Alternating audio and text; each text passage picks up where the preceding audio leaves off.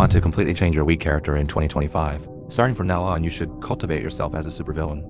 The more you live like a villain, the smoother your life will be. This is not asking you to become bad, but rather a cognitive awakening that breaks the perception of being a good student in us. What is the good student mindset? It means that in various situations, you should maintain an image of an outstanding person. Be extremely obedient, extremely concerned about others' opinions, and be extremely good at self-restraint. Maybe in your student days, you might gain some praise for this, but when you grow up, you will definitely become the teacher who is easily bullied. For example, in your work, because you want to get along well with everyone, you are forced to take on their work. When you encounter some injustice in daily life, you don't want others to think you are petty, so you choose to swallow your anger. Then when facing opportunities, you always feel that you are not good enough and dare not accept them, so others seize the initiative. Thus, you will become more and more self-consuming and less happy.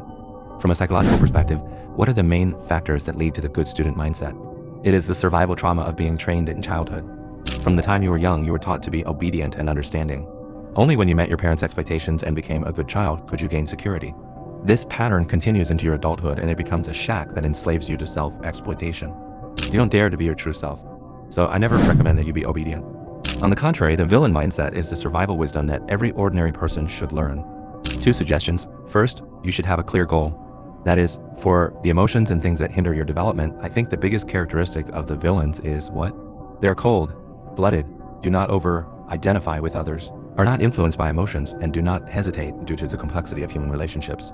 They seem rebellious and unapproachable, but in fact, they are really putting their own needs first. They are autonomous individuals. They know what they want and then focus on their goals.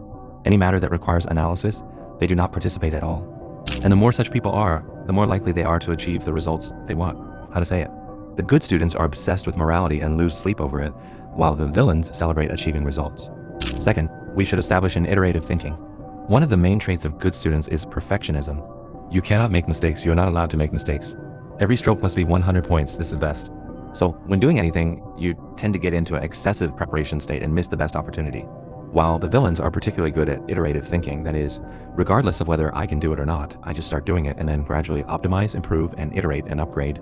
So you can see that the villains are very confident. It's not because they are so strong, but because they dare to think and act. There is a rule in this world: 20% of people are the bosses who control 80% of the resources. They won't give you a raise for no reason.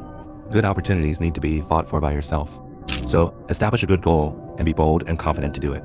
Everyone has flaws. Problems should be solved, and we should optimize our shortcomings. You can always iterate to a stronger version. When you no longer cling to the restraint of the good person image, this is the beginning of your true strength. I'm Yuxin. If you have other emotional and psychological confusions, so you can come to my live stream at 1 p.m. on noon